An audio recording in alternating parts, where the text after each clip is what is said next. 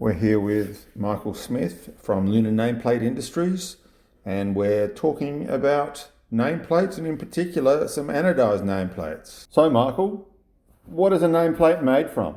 We do most of our nameplates on aluminium, either printed directly onto the aluminium in certain markets and circumstances, or a fully anodised part. Now, what is anodising a nameplate, Michael? Anodising is an electrochemical process that we put aluminium through, and it adds basically an oxide layer to the aluminium, which gives the aluminium incredible durability. And that's part of the printing or the decorating process. It goes into anodising, it may come out for printing, and then goes back in again to have all that detail sealed into the aluminium. So durability is the number one key to anodising aluminium. Sounds like a difficult process. Is it hard to do? It can be. Certainly there's science behind it. There's elements here that determine the quality of an anodised nameplate. It's the concentration of acid in the bath, it's the time it spends in the bath, it's the temperature of the bath. All these elements come to play. The shorter time you have it in the bath, the lower quality nameplate you will have. So you've got to meet those sorts of criteria, and all around that is years and years of experience. It's not something you can learn quickly, and we've been anodising for 50 years, so we know exactly what's required, but it's as much art as it is science, Adam, in a lot of ways. And so what is an anodised nameplate used for? What are the main applications?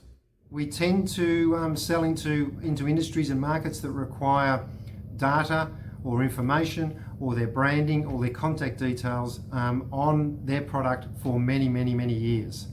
And so durability is the key when people are looking for an anodised nameplate.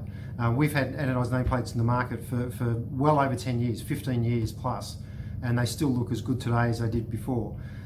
So things like in heavy industry, semi-trailers, caravans, even medical equipment that may require serialising on the back. There's all sorts of different applications for it, but it all comes back to longevity and durability.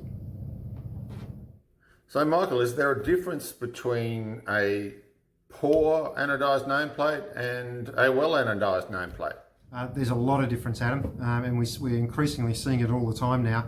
Obviously, the time that it's in process will determine a good nameplate or a poor nameplate. What we're increasingly seeing is products in the market that are just simply being printed on top of a pre-anodised sheet.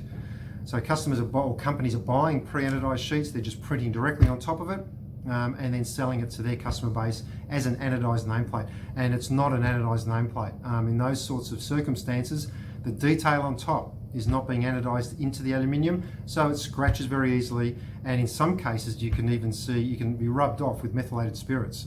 They can be that poor. So yes, there is a real difference out there, and it's something that you really need to be aware of.